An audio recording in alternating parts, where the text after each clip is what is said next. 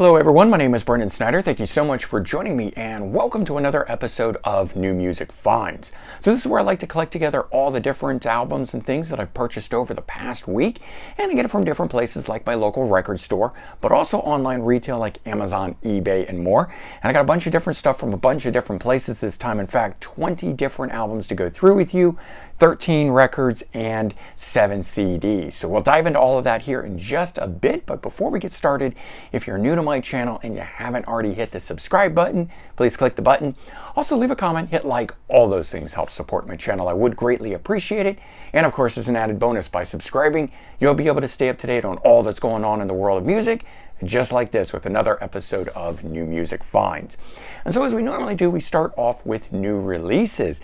And believe it or not, there was one last new release for me to pick up this holiday season before it kind of tapers off and then we don't have anything for a few weeks. And it'll pick back up in January. But for me, Metal Church, The Best of Mike Howe. I did pick this up. It actually came out on the 16th of December. Wasn't in stock at the time. I chose not to order it through Amazon. But once I saw it at my favorite record store, Sound Exchange, I decided to go ahead and get it. And if you're not familiar with Mike Howe's work with Metal Church, unfortunately he passed away. And this is a nice little compilation of his reunion era time with the band, where it put together stuff from the last 3 studio albums that they did together. 10 tracks on here, one of those being a bonus track that's unreleased, so pretty cool to get that. Never Grow Old was added onto this, so 9 from those 3 albums. Don't know if it breaks down as 3, 3, and 3, but that would be good if it did.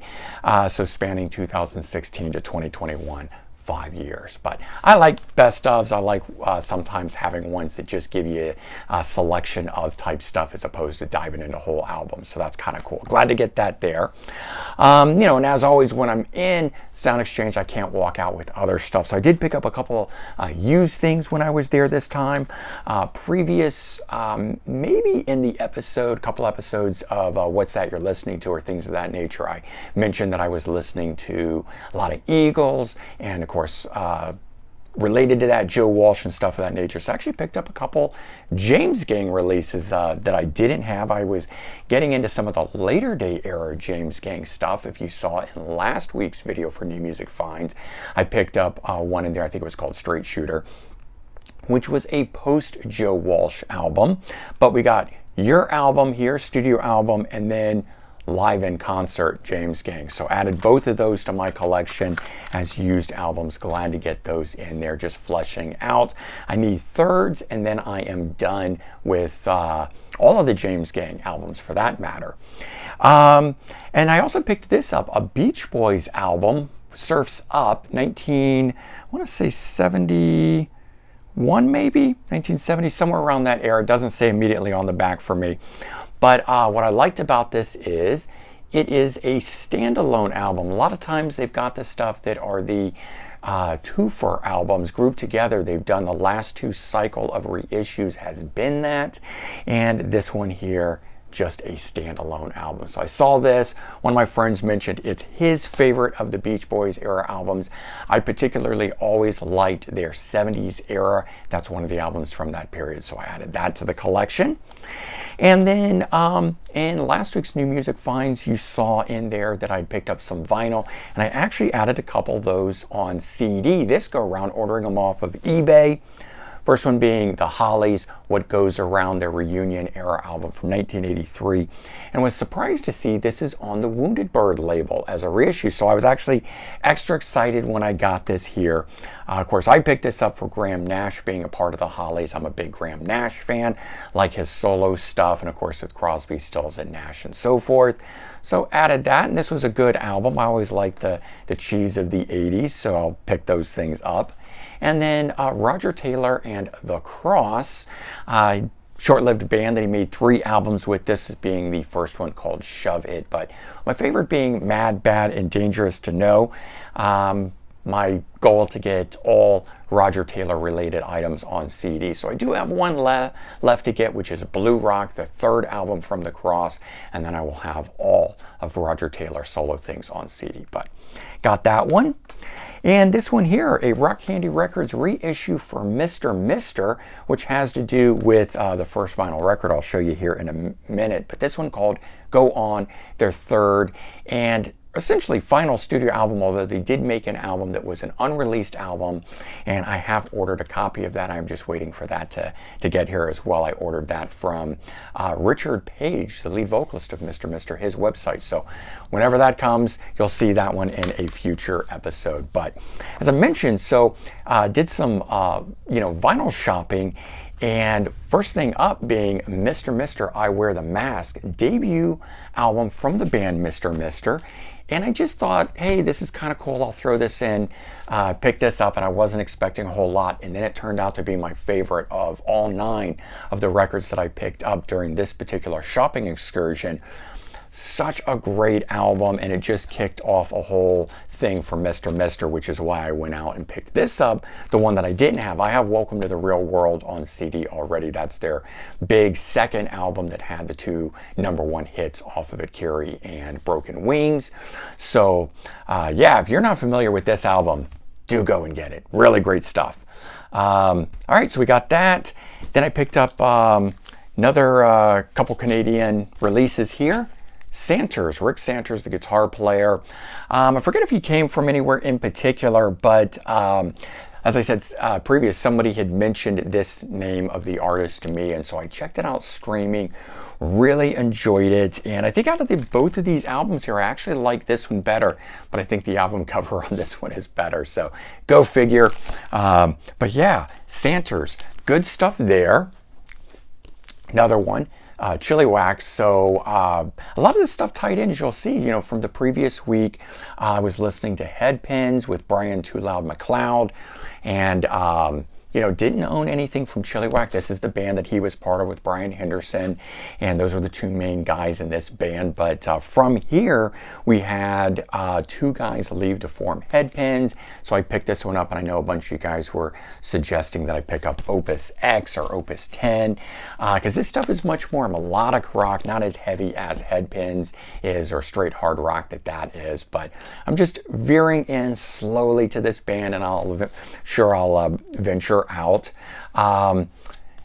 Jean Bovar, hopefully I said that name right for you guys, as I'm usually butchering it pretty well.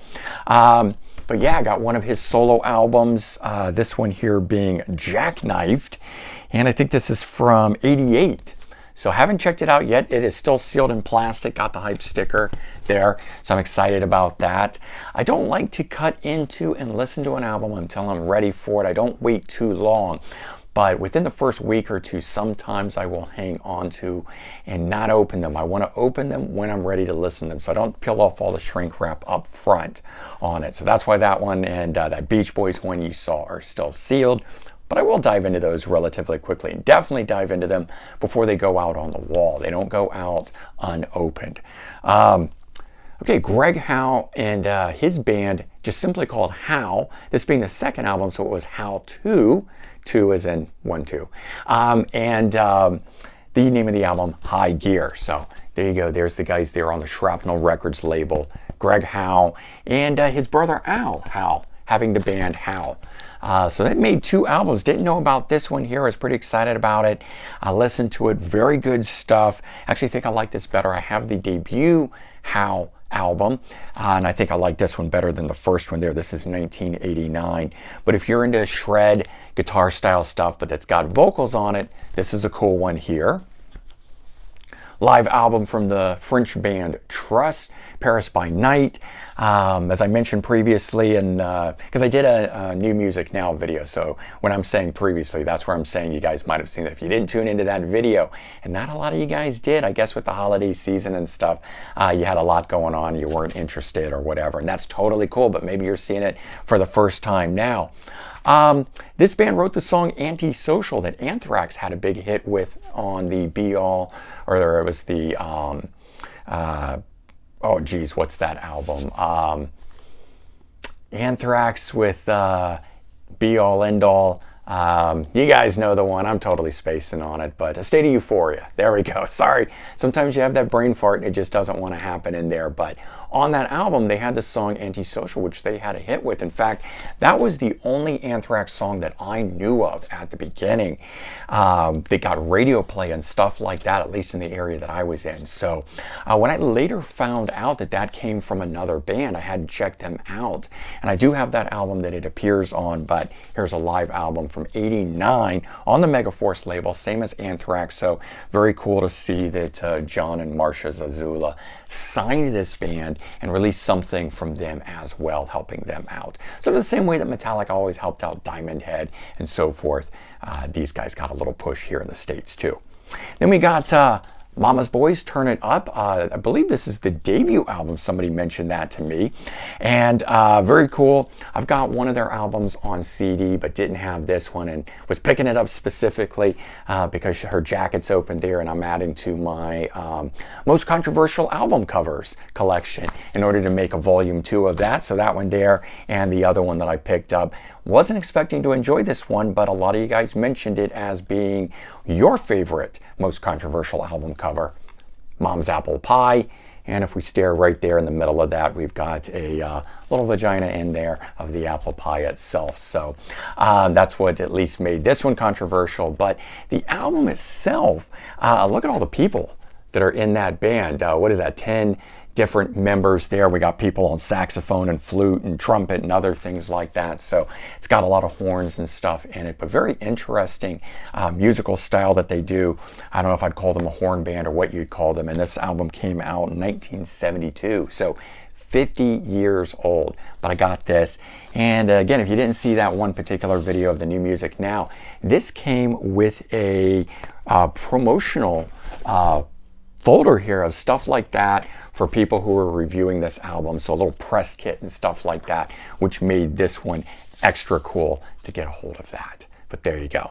And then I also picked up 4 additional records from Sound Exchange, and first one up being Pseudo Echo. And like the Mr. I was not expecting this. Was just something I saw and I said, what the hey, let's add it in and get it. I've got the album that had, or an album that they added to the song Funky Town, because that was actually not on anything. It was part of a soundtrack, and then it got popular, and so they added it to one of their albums. But this one here, Race, turned out to be really good, and I'd never been a fan of that previous album that came out right before this. And I popped that on, and lo and behold, I have really been enjoying Pseudo Echo, and of course, Mr. So I love how that happens.